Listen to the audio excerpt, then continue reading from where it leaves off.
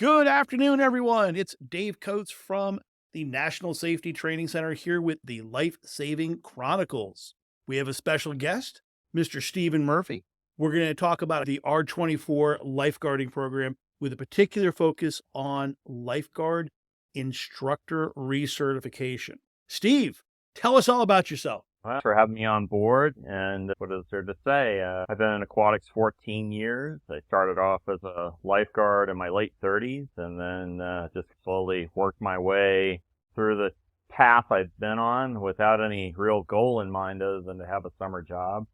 I've been a head lifeguard, supervisor, instructor, lived in Stargard, done some Ellis, 4 years of that. But my main home is American Red Cross, so I'm currently a lifeguard instructor trainer and also a water safety instructor trainer. Currently the owner and operator of MATES, or Missouri Aquatics Training and Education Solutions. We've been around since 2021, and we basically travel around and train people, very much like you do with your organization. Before all that, I did 6 years total in the Army and then the Army National Guard. I went to Operation Desert Storm. I don't recommend that. You can avoid going, but yeah, definitely people were like, wow, couldn't you have chosen not to go? The Army doesn't work that way. They do not ask you where you want to go. I did 6 years total. I have a bachelor's and master's in history, and so I teach as an adjunct instructor of history at a local community college, which is how it is I needed to get into aquatics anyway, because usually there's no summer classes to teach.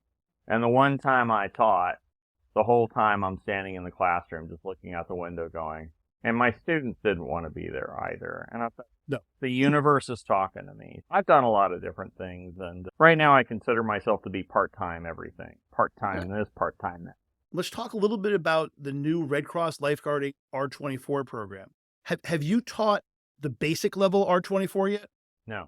Nor have I. We seem to be holding off on that for a couple more months. I know some people have cache of R.17 manuals and other equipment, and they're just very familiar with it.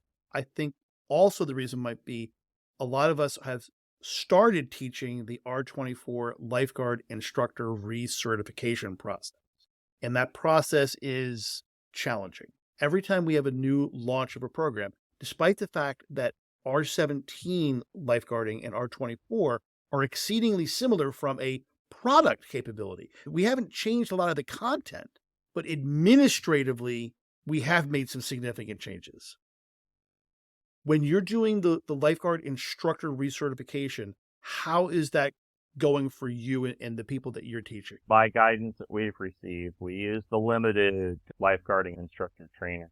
And that, my understanding is that variant has all the updated information, whereas standard LGI, LGIT, R.24 is missing one module, missing the update. Now, to be clear on this is important to know. If you're going to teach the limited, or even the other one later, you have to go through the online up.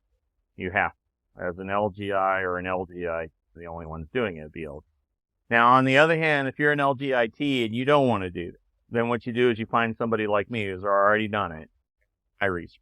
Then you can get around. What you're saying, as an IT, you either have to take the course or you can co-teach the course with another IT. Is that what I hear you saying? I believe that works. That's what we did. We did the first time we did it a week after the roll-in. So one of the things that I experienced, and I taught this course yesterday, there is a difference between the limited edition, which I understand is available to lifeguard instructors or instructor trainers who are expired, but by no more than 1 year. And it gives them both the base level information, the instructor or instructor trainer level information, and then you can bolt on at the end a base level skill session to also certify them as a lifeguard as well, so they can go in the stands. And that actually makes their expiration dates match on everything. Now, we have not been doing, we have not bolted on the additional because we felt like, hey, we got a lot on the plate already. It's relatively new. This is my first time doing a major update, actually being here for it. Every other time an update has come out, I've been on some other certification planet, and so I've always missed it and then showed up later and it's already happened. We have not been doing the basic lifeguard research bolt-on. The one thing we have noticed is that the outline says 6.5 hours. I've found that to be wildly up, taking us about 8 to get through each time, no matter the class size, no matter how many additional ITs I've had. 2 out of 3 I've had an additional IT out of Topeka, Kansas who have helped me. But the one I did on Saturday, I did by myself. Doesn't matter. Always It just takes more time. and even if you take a short break, we did not take an hour for lunch. I even advised in the last year research, bring your lunch, change, eat. Let me get the course presentation going so that we can get through that. And it's still about 8 hours. And so I imagine if I bolted on the other, that's a 10. It's a long day. Yeah. I don't know anybody that sits through it. Oh, The biggest change that I've seen between R17, the previous program, or current program, and R24 at the instructor level in this recertification process, now we expect the instructors and instructor trainers to teach. We didn't have that before. I love it.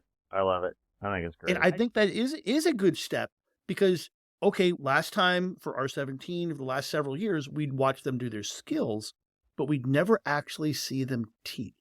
So I think that's a big step in the right direction. The first time I did an LGI research in March of 2022, and it literally got hot potatoed into my lap. I did not have a lot of time, but I rolled into it and I did it. One of the other participants was like, do we have a practice teaching assignment? I scoured the outline. I thought, surely there must be one in here. There wasn't. Again, we agree on that. I think that's a definite good thing.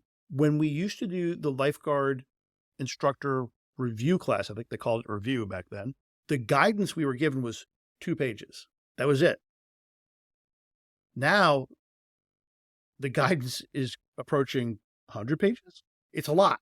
I know when I was teaching yesterday and my class was ultimately unsuccessful, I was concerned greatly that I was following the instructor trainer guide very specifically just because of the amount of information that was there and what we were expected to provide. So I was trying to model the behavior we were expecting from the students in the instructor recertification process.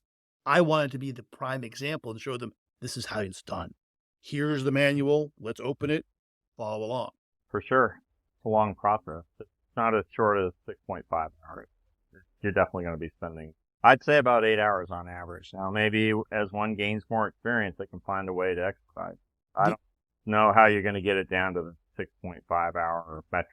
The other interesting thing about that program specifically is there's a separate test for the recertification process that's different from your initial test as a lifeguard instructor. So as an IT, a new IT who's just starting this program, you have to understand that and be prepared for it. There's also a 20 some odd page handout that you have to give to every student. It's definitely a new, more complicated, not bad, it's more complicated in a good way. There's definitely some more moving parts. Agreed. Absolutely. Sure is. Fun time. Have you taught the full LGI class yet? No, my first one's going to be starting this week on Saturday, so I have 5 days to prepare for it right now. I taught 2 of them. I taught 2 back-to-back weekends. 16 hours is the guidance on that. I scheduled them Saturday, Sunday. First time I did it, I ran over my Sunday time for the first time in ages. I have always gotten out on time, and we were an hour and a half over on time. And the second time I taught it, I was a little bit more efficient, but it was close to, it was right about, maybe about 20 minutes over where it was we should have. I've decided that when I schedule my next one, it's going to be a Friday, Saturday, Sunday. And then that way, I'd rather finish early on Sunday and start early on Friday than try to accelerate corners to try and get to a quit time on Sunday. This is not happening.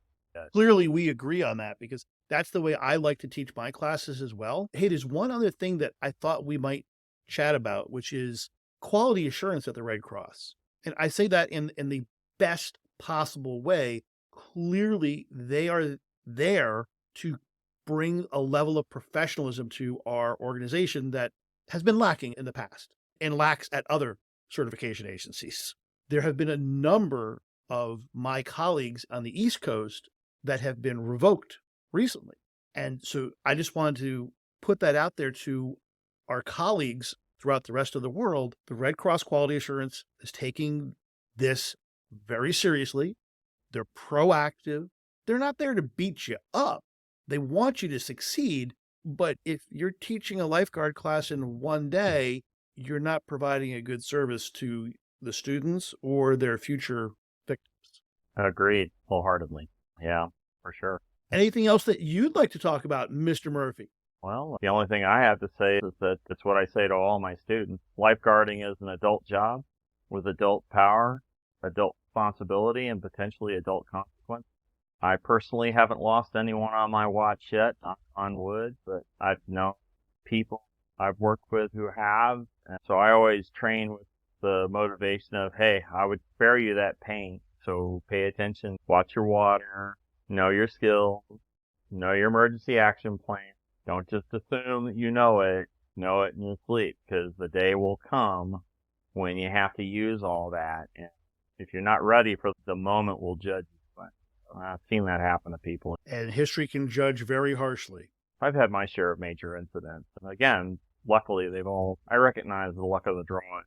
I could go and get somebody, and there's nothing I could have done, even if I did everything right. They're still not going to make it. I would rather have that. I could live with that rather than make a catastrophic mistake. Listen, Steve, it's been a pleasure talking to you. I do believe we are twins. We're related somewhere. Probably. And sooner or later, we're going to teach a class together. Hey, even better. Yeah, for sure. Be up for that. Outstanding. To everyone else, again, thank you for watching the Life Saving Chronicles. Remember, you can find us on YouTube, and I think our producer, Michelle, is working on some other venues as well. For me, it's Dave Coates from National Safety Training Center. I hope to see you in class.